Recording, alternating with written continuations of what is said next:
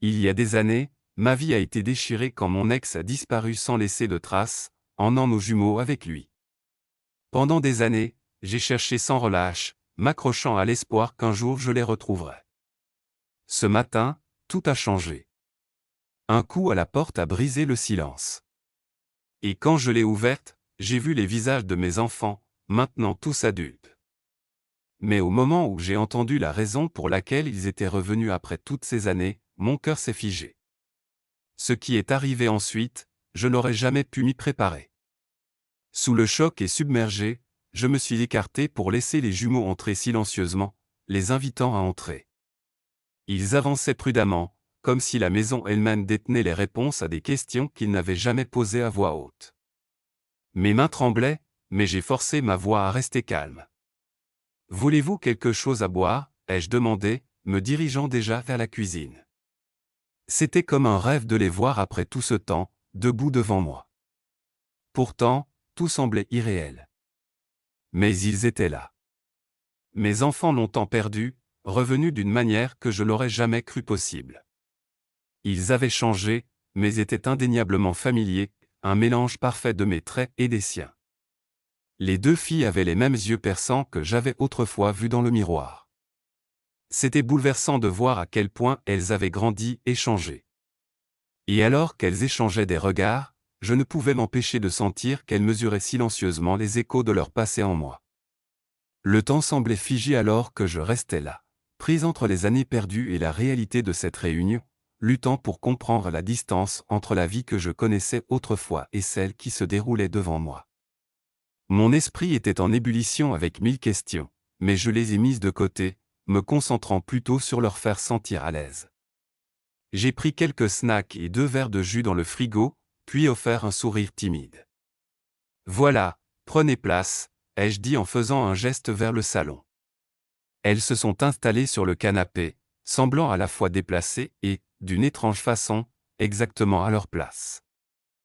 Le silence s'est étiré entre nous, lourd de questions non posées et de mots tus. Après ce qui a semblé une éternité, j'ai finalement brisé le silence. « Comment allez-vous » ai-je demandé, la voix à peine audible, ne sachant pas ce à quoi m'attendre en réponse. Leur regard prudent parcourait la pièce, s'attardant sur les photos des enfants. Chaque cadre était un rappel doux amer du passé et anniversaire, vacances, remise de diplômes scolaires. Une fille s'est penchée en avant, ses doigts effleurant une photo de leur 5e anniversaire. « Tu les as toutes gardées ?» demanda-t-elle doucement, la voix teintée d'émerveillement. J'ai hoché la tête, la gorge nouée. « Chacune d'elles, » répondis-je, les mots à peine audibles. Les photos, désormais fantômes d'un temps révolu, étaient des témoins silencieux des années perdues, figés dans le temps et impossibles à ignorer. Ma fille a parlé la première, sa voix teintée d'épuisement en racontant la difficulté à me trouver. Pendant que l'autre fille restait silencieuse, la tension dans la pièce devenait palpable. « Nous avons cherché partout, » dit-elle doucement. Ce n'était pas facile. J'ai regardé l'autre fille, espérant un signe d'approbation, mais elle a rapidement détourné le regard. Le ton a changé. Les mots de ma fille prenaient le poids des années perdues. « Nous étions toujours en mouvement, » dit-elle, les yeux voilés par les souvenirs. Papa ne cessait de nous faire bouger. J'ai senti un nœud se former dans ma poitrine, mes mains serrées sur mes genoux alors que la portée de ses paroles m'atteignait. Chaque mot était chargé d'une crainte sourde. « Pourquoi ?» ai-je réussi à demander, la voix tremblante. Elle a poussé un long soupir las, comme si le poids d'expliquer tout cela était trop lourd à porter. Elle a commencé à raconter une histoire de déménagement incessant et de secrets constants, sans jamais rester assez longtemps nulle part pour s'ancrer. Nous changions souvent d'école, expliqua-t-elle. On se faisait des amis, puis on les laissait derrière nous. Mon cœur s'est brisé en la regardant, sentant le poids de l'enfance qu'elle n'avait pas eue, la stabilité qu'elle n'avait jamais connue. On ne pouvait le dire à personne, ajouta-t-elle doucement. Ces mots flottaient dans l'air, lourds du poids de leur vie cachée. Le coup de ces années de secret se lisait clairement sur leurs visages, un témoignage silencieux de la douleur qu'elles avaient endurée. J'ai hoché la tête lentement, chaque mot me transperçant un peu plus. Pourquoi ne voulait-il pas qu'on vous retrouve, ai-je demandé, même si la vraie question était, pourquoi les a-t-il emmenés loin de moi? Ma fille plus réservée parla enfin, sa voix à peine audible. Il nous a dit que tu étais dangereuse, que tu nous ferais du mal si on essayait de te retrouver. La pièce a tourné légèrement. J'ai saisi l'accoudoir de la chaise, essayant de me stabiliser alors que mon souffle se coupait. Quoi? Ma voix s'est brisée sous le poids de l'incrédulité. Elle ne me regardait pas, il disait que tu étais instable. Que tu nous avais abandonnés. Que nous devions disparaître pour que tu ne puisses pas nous retrouver et nous enlever à lui. Un silence glacé est tombé dans la pièce, plus lourd qu'avant. J'ai secoué la tête lentement, la vision brouillée. Ce n'est pas vrai, murmurai-je. Je n'ai jamais cessé de vous chercher. Je suis allé à la police. J'ai engagé des enquêteurs. J'ai tout fait. On sait, dit doucement la première fille. On ne l'a pas cru. Pas longtemps en tout cas. On a commencé à remarquer des choses, les mensonges, la peur. Ça ne collait pas, sa sœur leva enfin les yeux, le contour rouge. Il est mort il y a quelques mois, dit-elle. D'un cancer. Vers la fin, il nous a dit la vérité. Qu'il regrettait tout. Qu'on devait te trouver avant qu'il ne soit trop tard.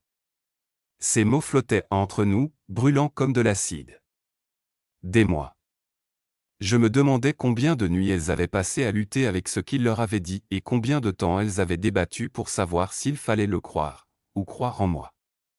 On n'est pas venu pour des excuses, dit enfin la plus réservée, assise plus droite, son expression impassible. On est venu pour la vérité, sur toi. Sur pourquoi il nous a prises comme ça. Mon cœur souffrait, à nu et à vif. La vérité, c'est qu'il a changé soudainement peu après votre naissance. Paranoïaque. Contrôlant. J'ai essayé de partir, de demander de l'aide. Mais avant que je puisse, il était parti. Et vous aussi. Elles écoutaient maintenant, vraiment. Alors je leur ai tout raconté. La bataille pour la garde que je n'ai jamais pu mener. Les nuits passées à pleurer dans un oreiller froid. La façon dont j'ai gardé leur chambre exactement pareille pendant des années, au cas où elles reviendraient. Je leur ai parlé des anniversaires passés seuls, 2 gâteaux chaque année, au cas où. Des enquêteurs à court de piste. De l'espoir qui refusait de mourir. Les larmes coulaient librement maintenant, mais je ne les cachais pas. Elles non plus. Après un moment, la première fille, je venais d'apprendre qu'elle s'appelait Clara, a tendu la main et a pris la mienne. On veut rester, dit-elle. Pas seulement aujourd'hui. On veut savoir qui tu es. On veut se connaître. Et tout à coup, la maison a respiré à nouveau. Plus chaude. Habitée. Comme si les fantômes suspendus dans l'air commençaient enfin à s'en aller. Dehors, le soleil est monté un peu plus haut, perçant les nuages. À l'intérieur, 3 cœurs ont commencé à recoller ce que les années avaient déchiré. Lentement, honnêtement.